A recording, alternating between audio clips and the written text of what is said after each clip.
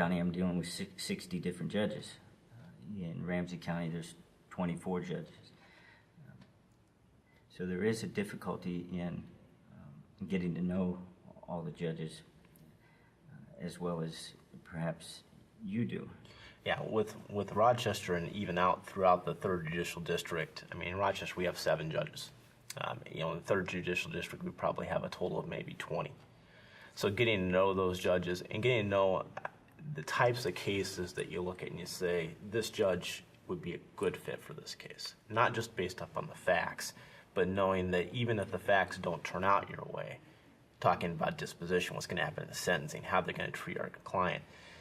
There are certain judges that look at those kids that are in that 19 to 22 range and think, okay, it was a mistake. It was a big mistake, but do I really need to send somebody to prison for that mistake? And there are a couple of judges in Olmsted County where I'd say, I get a client that fit into that category.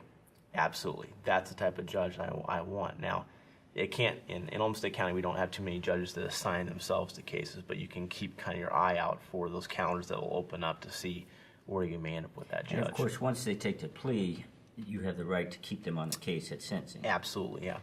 And so it is important to find that judge. Of course, most of our clients have done something wrong.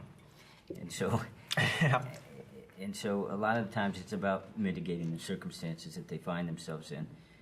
And it does become extremely important as to how that case is ultimately going to be disposed of or resolved. And to your point, finding a good judge that would fit the facts of a particular case, who understand that there is redemption. People should be given second chances in a lot of these cases.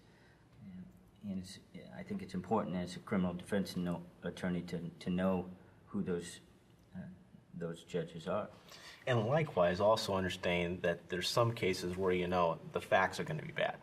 And that any judge may be looking at this as this is going to be a punitive case. Someone's going to go to prison, somebody's going to go to jail for long periods of time, and making sure you understand which judges you don't want to be in front of because they're going to be more punitive than the other judges. There's certain hot button issues that I think each judge has, certain biases that we all have, where you look at a certain set of facts and you say, I don't want that in front of this judge.